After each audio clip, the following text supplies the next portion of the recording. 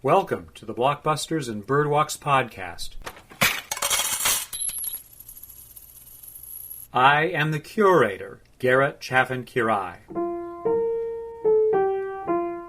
Today we have a conversation with a friend. This is Ed Rosa, bon vivant, professional simpleton, and you can check out my and our work on youtube.com at Toothless Richard Productions.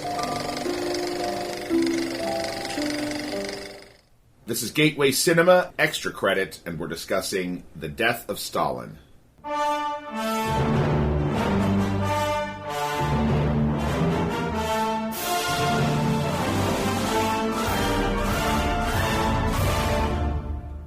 I'm late to the Armando Iannucci machine. I haven't seen really any of his works before biting down on The Death of Stalin. And all I can say about The Death of Stalin is I remember reading and hearing on the radio various reviews of its participation in film festivals as it was rolling out through the late part of 2017 before finally landing in 2018.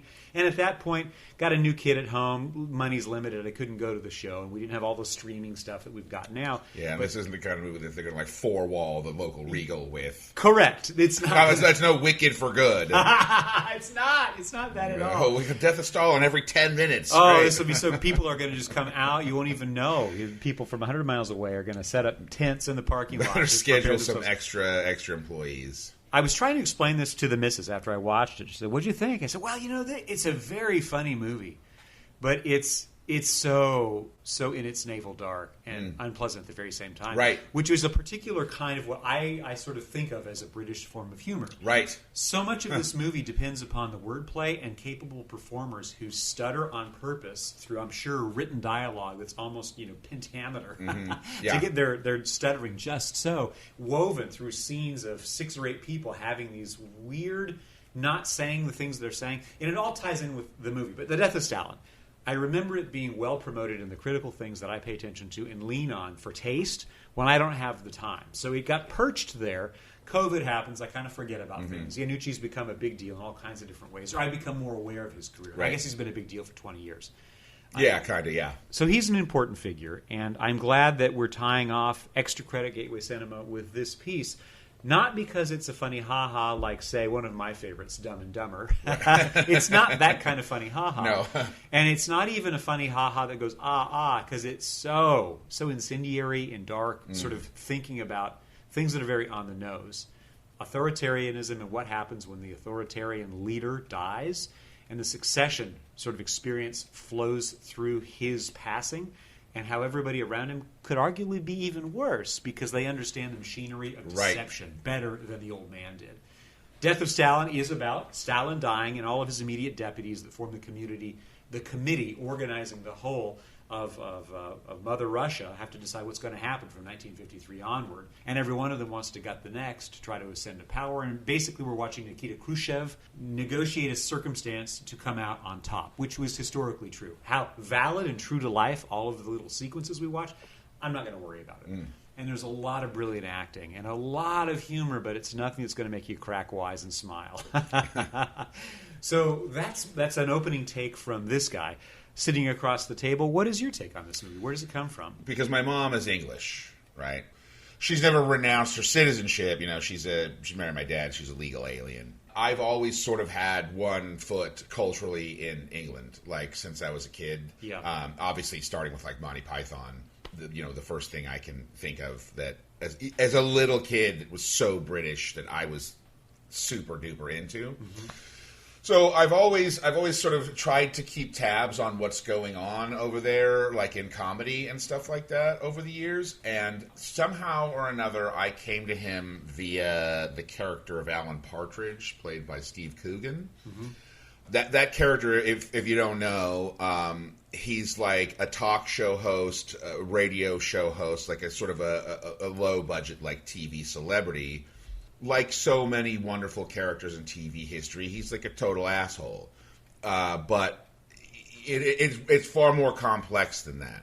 With that character, and the original show was called Knowing Me, Knowing You with Alan Partridge, which was ran one series, which for like BBC or whatever, it's like 6-7 episodes. every episode is just the talk show. You don't get like behind the scenes stuff or anything like that. And everybody's constantly got like knives out for each other and stuff like that. And it's just wickedly funny. Armando Iannucci's name is on with him and Steve Coogan, and I think this other guy, Patrick Marber, are the guys that really did that.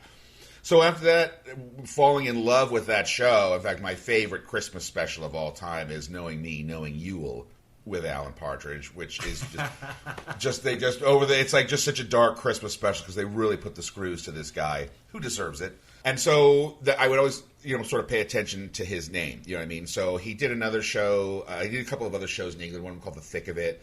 He did a movie a few years back, maybe about 10 years before Death of Stalin, called In the Loop, which not a lot of people saw, but I was working at Blockbuster at the time, and I was like, Armando, so I watched it. I thought it was great. James Gandolfini's in it, a bunch of people. Right. And then he went on and did Veep. Yeah, for HBO. That's where I think I sort of put his name together, right? Yeah, I think that's really where, because you got some American eyes, right? And as I understand it, Veep was not. It was like critically popular, right? Yeah. I don't know how popular it was with like everybody, but I think it like won Emmys, sure, and stuff like that, because it's just this kind of like really wicked, sharp writing. Yeah. So anyway, so really, I came to Armando Iannucci through Alan Partridge, and then when I see Death of Stalin and I see Michael Palin in it, I'm like, dude, are you kidding me? Like, think of like, think of any like dream team, like two people coming together, like, the promise of Captain Kirk and Captain Picard and Star Trek Generations, even though that movie sucks.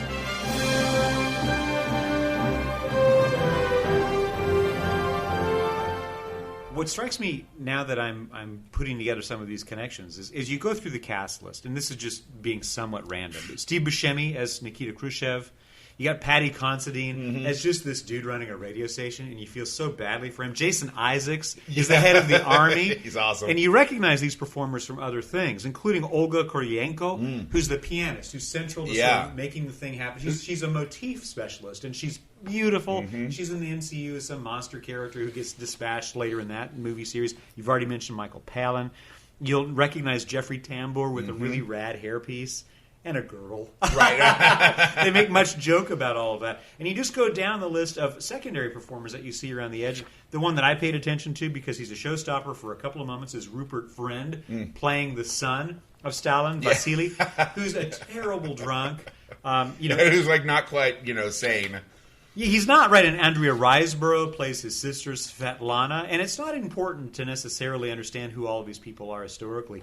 I didn't. I went and hopped on my wiki to sort of figure out, post-war Russian history, and you get hopelessly lost. Well, yeah. The Soviet Union versus Russia, the organization of socialism versus communism versus American-style capitalism and democracy, it gets really shadowy, but I suppose the bottom line is that you have a top-down rule set by a personality cult that was very ruthlessly organized with a military force that would disappear and murder civilians for going against the word of the head man. And that's Stalin, who ran the country when he sort of succeeded by gutting all of his potential competitors back in the 20s and 30s. And he ran it for 20 years until he became a truly old man. And it sounds like he had a heart attack or something. And this was a cerebral hemorrhage, they said. But and he died over a day or so of lingering on a bedpost. And anyway, it's a gnarly bit of business that's just going to be repeated in this next generation of bad boys who want to reform the country because they know it's wrong to kill millions of their fellow citizens. Right. But it's also feeling so right. Yeah. There's so much sort of noise about that. But I want to just point out one moment that just, I know that there was probably one of only two moments I laughed out loud. Stalin is discovered in his study/bedroom where he's got armed guards at the entranceway, told each evening, don't let anybody in. The old man is, enjoying his privacy. He's had this, he's collapsed in the night. And he's wet himself. Yep. So there's a giant puddle of urine. He's lying face rug. down. And when the morning comes around and his housekeeper brings him his meal and discovers him, then his various agents, the central cast, have to show up one after another to decide what to do. So the joke is, because the old man who's in charge is unconscious and can't be consulted about what to do because he's the brains of the operation, they can't make a decision until all of them agree unanimously on what should happen. Right. So they can't call a doctor till all of them agree we should call a doctor. Right.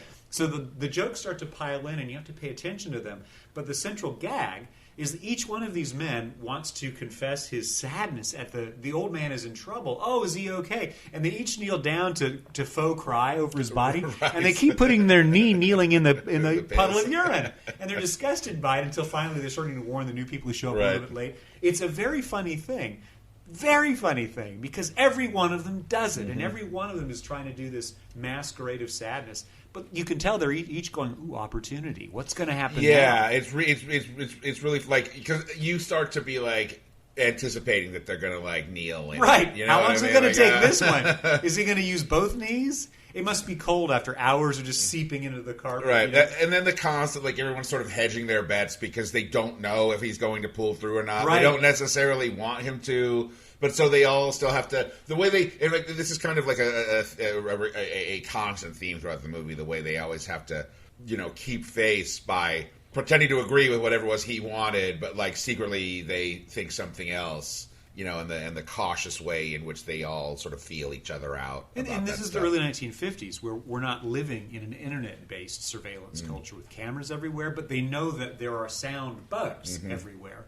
So they make pains of trying to speak privately outside or in bathrooms where there's running water to disturb the quality of a recording. And we indeed see that they're being surveilled all of the time by one another. So the scene ends, the whole committee finally does assemble. We get our principal cast all in one room. So that's tidy. But they still can't decide what to do. Right. And so they spend a few minutes arguing with one another about what to do. And then they finally agree. They agree they should call a doctor to find out his condition.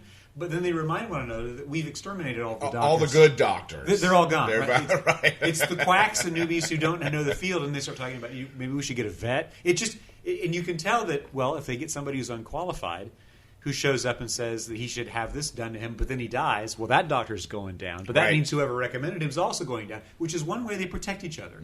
It's the committee that decides, not an individual. So nobody bears responsibility because the old man is the only voice that matters. Of course, this authoritarian view holds sway in a world like the one that we're in, where we're dealing with authoritarian impulses across our nation. And in this movie, of course, this comes out during Trump 1.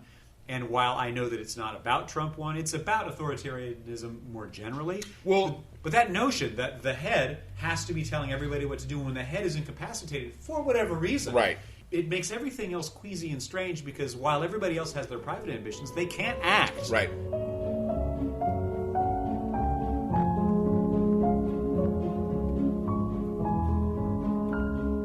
Another scene, I think this is the other one that made me laugh out loud.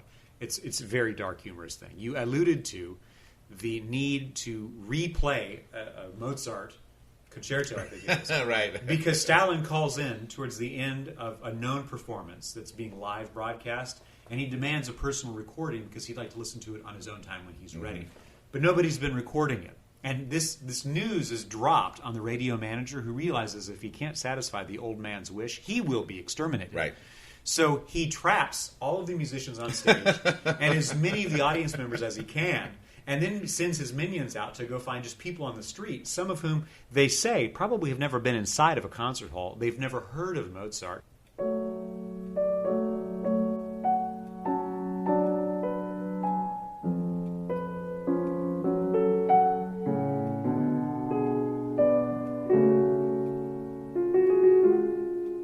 Well, while all this is going on, the conductor falls over, hits his head, and is unconscious. So they need to go roust some other conductor from bed, presumably at 10 o'clock at night, and bring that ringer in to make this all happen. Now, that is happening in parallel to the fact that the leader of the security force, the NKVD, the secret police of the society, has given out the evening's assignments for kidnapping and murder. He's given that out. And so we're watching roll up his agents going through Moscow, rousting people from their homes. Some of them are being shot where they're found. Others are being put in trucks to be sent to Gulag. But it's bad news for whoever the secret police show up and deal with. Yeah, there's never a good reason why they show up. There is none. The leader of the secret police is Beria. And he's a kind of terrific actor in this piece. That's Simon Russell Beale. I don't know him from anything else, but he's he's the crux of conflict between Nikita Khrushchev, that's Buscemi, and this guy. They're at war with one another, how to succeed Stalin. Nonetheless, the point is, You have this old man being rousted from bed in the middle of the night. Indeed, he looks like he's 70. His wife knows, your card's being pulled. And he says to her, do whatever they ask. Right. Save yourself. Right. He sees down the hall those secret police agents taking people out of their homes. You hear gunfire. But then the guy's like, we just need you to come in and deal with this concert. Right. And the humor of that that divide right. between mortal end and just go to work. Right. And then when he's conducting, he's like in his bathrobe, or he's his pajamas. And you can see that he's sort of blissfully like, this is the one thing. There's my wife's love and our private life, which is only so manageable. But then there's music.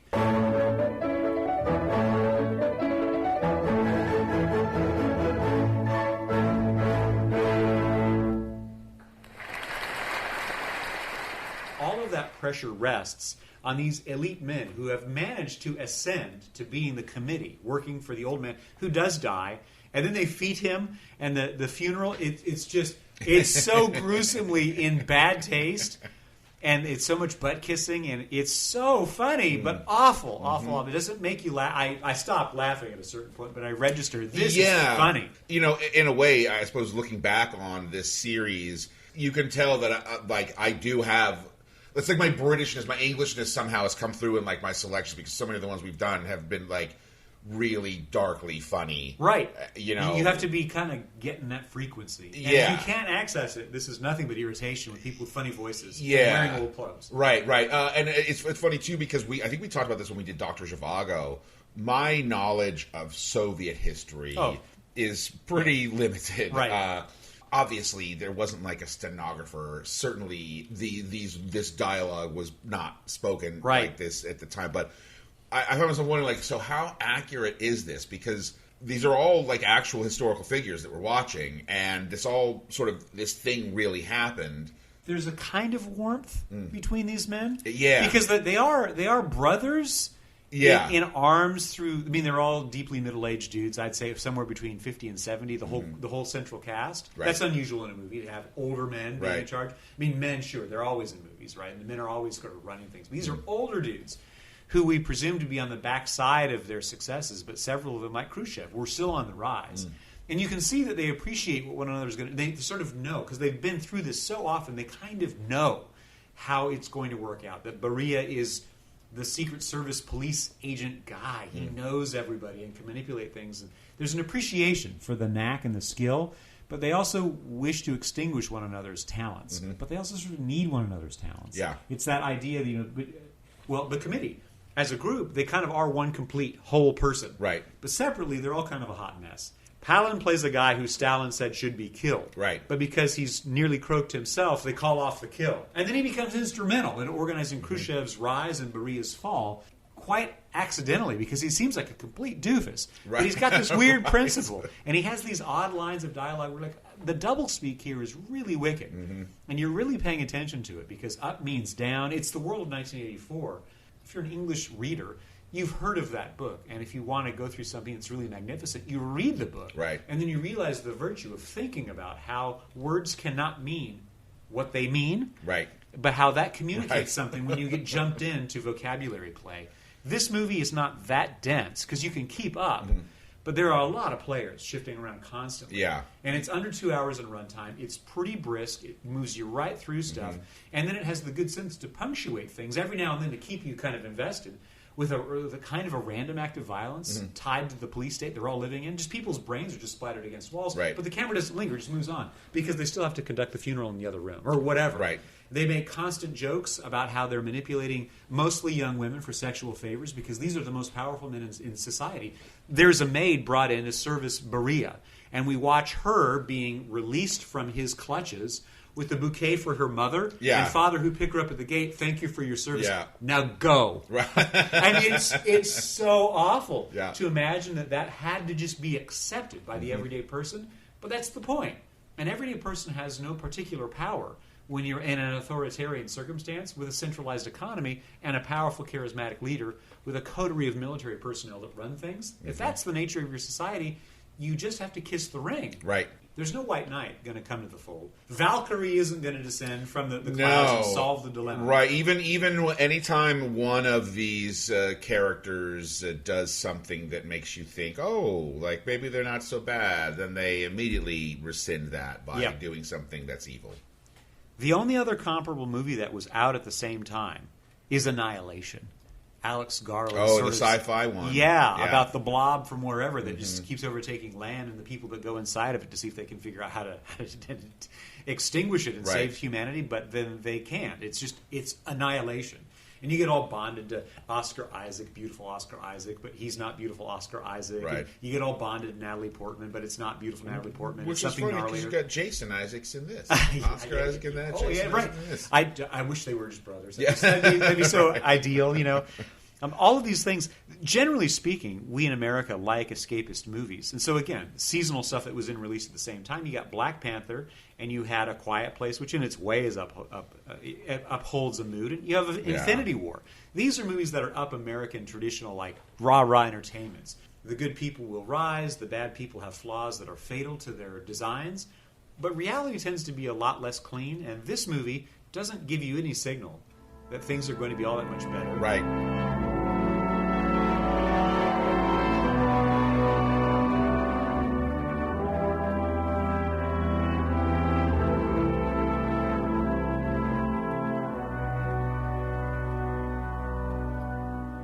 We spend a fair amount of our time with Khrushchev, and it's Steve Buscemi. He's probably the best-known performer in this. To American audiences, that's what I mean Steve Buscemi would have been the most notable, yeah. And there's a nice little scene when Khrushchev is at home with his wife in their state-run apartment where all of the other elite live in their high-rise. It's morning time. He's in his pajamas. She's having some breakfast, and he learns the news that Stalin has had this medical event, and he's required to show up. He doesn't take time to put on his proper suit. He just pulls his trousers over his pajamas and runs because he wants to get there faster than everybody else. He has to. And while that's going on, there's this fussiness about how this long-married couple kind of get along, which resonates with my fussiness as a long-married person. The fact that you do common things with one another. The sensuality of every moment is long gone. It doesn't make you hot to see somebody start to disrobe. You're like, well, what are you doing? And so she's trying to help him get his pajama bottoms off, and he's like, no, just pull my trousers up. Little details like that sell me on there being a richer three-dimensional portrait of a human being. And that's a moment where, for that character, I feel like his defenses, his natural masks, are thrown away to being just who he is. Right. A man who's devoted to his wife, but he's more devoted to his nation to keep his wife alive, and he has to power broker, and he has to place that mask on and then go to work. Oh, there's one other laugh out loud moment. When they all have to leave, the grounds with Stalin's body after he's died. Right. And all of the servants are being executed. Right. All of them. Just the butlers, the maids, to cover up the news of what actually happened here, I suppose. But the committee members are each in their own limousine, and they're trying to get faster than the other, right. And then one gets the bright idea to wave to the dead body, so then they all do it because they have to do the same thing unanimously. It's how the committee works. And that gives the one who figures that out the opportunity to run back to his car quickly and get in the lead to follow with the funeral cortege. Right. It's just goofy stuff like that. Yeah. These patterns that you're forced to go do when you're following the pack. Obviously, there's a Monty Python connection with Michael Palin being in this, and clearly most people that are successful in comedy today were Monty Python fans. There's a sketch in an episode of Monty Python's Flying Circus that's very much like this movie, only it's set in, like, television. So Graham Chapman is playing, like, Irving Salzberg or something, this fake, like, movie producer, you know, and he's feigning this American accent. He's got, like, a cowboy hat, and he's basically at the head of the table with his group of lickspittles. They're all doing the same thing. They're all so afraid of, like, being fired that they'll just, like, say whatever they have to say. Then if somebody says something, then they're waiting to see if he likes it or not. And if he does, they all echo it.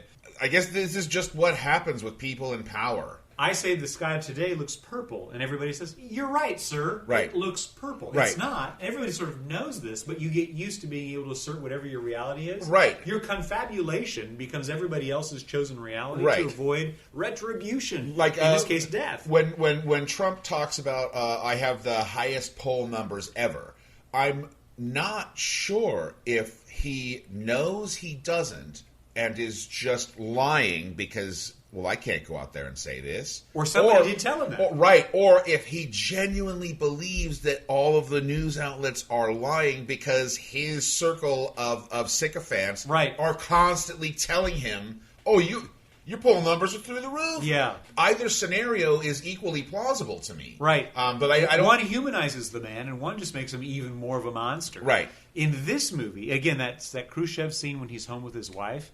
There's this night of deep carousing with the committee members where Stalin says, let's watch a movie. And so they're forced to watch a John Ford Western. And Stalin's in the back talking to somebody else, and Palin's asleep. And they're clearly, and they're actually calling what's about to happen. It's a funny little moment. Right. But then Khrushchev leaves the scene and he says, you should tell your wife what's happened here. And then he's at home pulling off his suit, and he's transcribing to him in his own drunken state. Made a joke about the blah, he didn't like it. Made a joke about this, he laughed. He's categorized. Right. So in the morning, when his hangover is with him, and he can't recall the previous evening. And his wife's reading it back to him. And he's pissed off because she can't fully understand or help him decipher what his remarks were. Yeah. And she's having her toast, and the pajama scene, and then he learns that Stalin's had this stress in the night. It's a wonderful thing, because I'm old enough now to realize that I get jumbled when I drink. Oh, yeah. If I get tired, I don't always have instant recall the way that I did when I was 22 or whatever it might be. And so to have somebody transcribe your remarks would be curious just to see what a goofball you are and the dumb stuff you say when you're really not paying attention to your sensor is not on your shoulders. Yeah, sometimes when we're totally drunk, I'll take videos of my cell phone and I won't watch them, and then months later I'll be like, oh, here's videos, and it's just really kind of funny, what an idiot. The stupid things we were saying or doing. If he doesn't keep track of himself, though, he could be killed for making the wrong joke about the wrong thing. And I think that it's Tambor's character at some point in that same evening when they're eventually going to watch the John Ford Western. He makes a remark and asks after the whereabouts and the result of some person who has disappeared. Right. And they all go instantly quiet. And Stalin looks at him with this terrible glare like, oh, you have put your foot in it, man.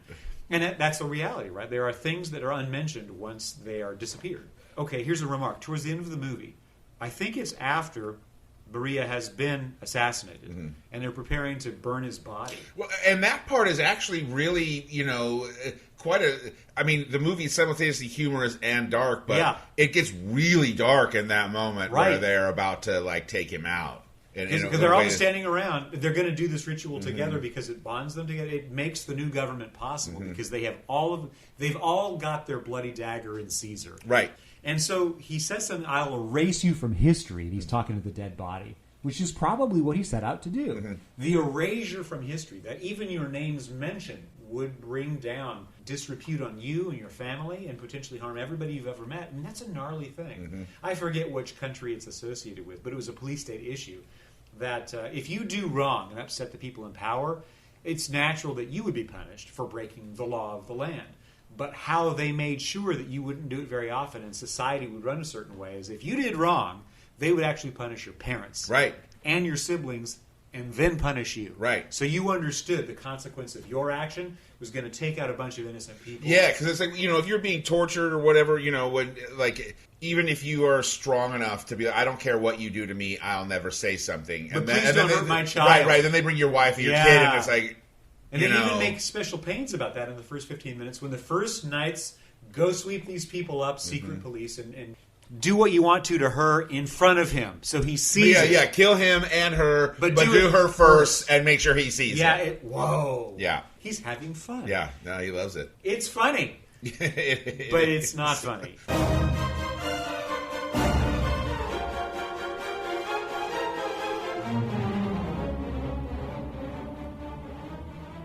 A movie that costs $13 million is less money than Tom Cruise demands, probably even to accept a producer's credit on a movie. And the whole movie, with these dozens of cast members and the thousands of extras, every one of them has to accept something like scale. Every one of them has to accept that they might have a show-stopping scene, but the movie isn't going to focus on them. It's not about that. Right. Well, I'm certain though when these guys, actors like this, when they get the script, they're like, "No, I want to do this." Yeah, this like sounds great. like right. I have to accept a little less money to make this. Fine, this is amazing. Like the people that are going to be in this the quality of the script. Like, and no, you sign me began up. your introduction to this talking about how there are these deep connections all the way back to Monty Python and Iannucci and his various works with various performers and crew members. So they're buddies. I mean, these are people who've probably worked together since they were in grade school, going off to college, just finding themselves as writerly types with a dramatic interest, and then finding their way into radio and television, and then finding their way into movies, and becoming international stars on their, on their strata of what stardom can mean, but not forgiving what their strengths are, which is wordy smarts. Right. I like it when I meet people who are wordy smart folks. Yeah, I think of myself that way. I respond to that too. And when people just sort of exist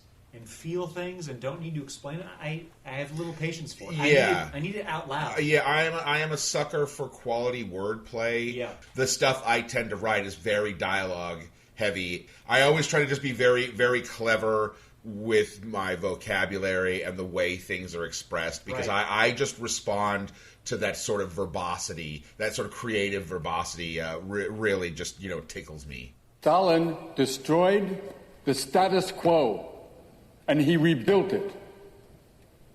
He was liberal. Radical. He was radical. This is a blatant attempt by Comrade Beria to buy the support of the public. I thought you were in favour of a more liberal approach, Comrade Reformer. All those in favor of pausing the arrests, of pausing the executions. All those in favor. I've always been loyal to Stalin. Always. These arrests were authorized by Stalin. But Stalin was also loyal to the collective leadership, and that is true loyalty. However, he also had an iron will, undeviating, strong. Should we not do the same and stick to what we believed in? No. It is stronger still to forge our own beliefs with the beliefs of the collective leadership, which I have now done. Do yourself a favor. When you watch this movie, have a pad and a pencil. And every time a character is introduced, write down their name. Because it's going to get complicated. There's a connection here I want to make, and it's just sort of summing up this extra credit assignment and this whole series that we've been involved with. Because it stems from me being an educator, where I'm trying to be just the crazy cheerleader saying, come follow me into this cool subject. That's the whole point. Right. And among the things that I try to offer the people who enter my classroom, and to a degree when I do a public presentation, I try to give them the credit sheet of the main crew members, that top of the pyramid, and then the main cast members. Right. So that you're not going to have the private doubt of who the name of the performer is, what the role that they play is. And there are some movies where it gets extraordinarily complicated really fast. I know you and I talked about Syriana, which has this level of complexity, because many of the performers are recognizable from previous roles. Right. But how they notch together Right. when they're all lawyers or business people who are trying to do oil work and business work. And you've got oil, like three kind of overlapping competing stories. with one another. Yeah. Right. Now, there are moods in my life where I have no tolerance for that. I want it to be much simpler. But then there are times when I really feel open to and embrace the complexity, because it really makes my brain kind of throb a little bit. Yeah, it almost makes me feel like, oh man, I almost could believe that I'm kind of smart. Yeah. Like if I'm hanging on to this thing. And that's one of the rewards of this whole cinematic machine that we keep returning to, that it can single out different targetable audience members and massage different of your private talents as an audience goer and invite you into the entertainment. Many entertainments that we get sort of excited about in mass culture, well, they do that to everybody. I just mean to point out that I am in the habit of making cast lists whenever I share a movie. In my private life, I don't worry about this. If I'm confused, I'll just tolerate that. Right. Well, there's always Wikipedia. But when I'm trying IMDb. to sort of shepherd people, or I'm trying to suggest that this is a way to inhabit the experience well and to interpret it fully and really get the most juice out of this piece of fruit, I like to put that in front of people. Yeah. So that you don't need to even for a moment flinch. over what you don't quite understand, it's written down. You can refer back to it, Just keep it handy. Yeah. And don't lose it because it's really useful. And write down things. You know, if this character has a particular... They're wearing a cravat. Write that down. Yeah, so you know. Yeah, this character parts to the right. Write that down. If they're wearing glasses, a monocle, whatever. Write it down. That's a useful detail. Yeah, whatever it is that makes them instantly memorable to you. Yeah. Just associate that with like the name, whatever. Yeah, write it down. Incidentally, I think that this movie, I've been keeping track of the feature films that I watch without fail since probably 1995. But my original list, I think I mentioned to you, was in my first laptop that was stolen. It was lost. It was like lost. 90% of the silent films. The second list, which is been continuous since 1997, it's feature films. I'm somewhere around 4,500 titles. And many of those movies, I saw this. I trip out on that. I have that too because I my list isn't as complete. I keep my letterbox, but I'm kind of spotty about it. Yeah. But like particularly with like noirs and westerns, where like they tend to run together because they all have these interchangeable titles. Right. I'll be like, did I watch that? Right. Which is weird because I feel like I remember everything so well when it comes to movies. But it turns out I don't. But you remember so much better than most other people do. And my point of this little sidebar is when I've got notes, or I can connect a movie with a significant experience in my private life, or a significant experience in how I watched the movie, whether it was a really smelly theater, or it was a buddy's house, or my missus fell asleep on my shoulder, and I thought that was sweet but irritating because this movie was for her. Story of my life. Right, happens so often. But these kinds of things, when they happen, that's what I can remember, and then that helps me unwind the whole of the movie. So the point, the meta point about all of film studies, of all of art appreciation, is finding some little fingerhold, metaphorically speaking, where you can tie yourself into the entertainment that you've chosen for yourself, and locking that into your brain matter, maybe forever. And if it happens to be the bald pate on Steve Buscemi in The Death of Stalin, so be it. Yeah. But find that detail, find the pattern. Because the patterns of how our minds work and how it is that we memorize things are different person to person, and usually it's a combination of things. And as you age, the combination and their balance has to shift.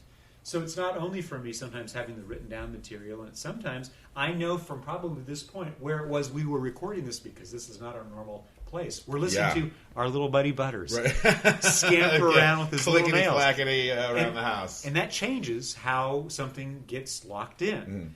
Ultimately, I don't want to participate in the art of my society and have it just be disposable. I don't really want that. Damn it, I want to be able to experience and remember that I was there. Making the notes, writing them down, pinning it to memory, but that also means selecting things that are worth remembering. Right. The Death of Stalin is one of those.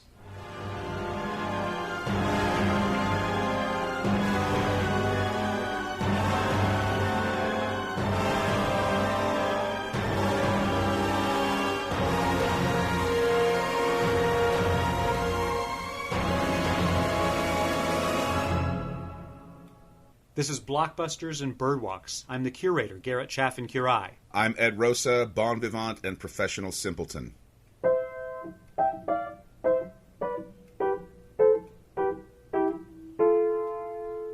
Boop boopity doo.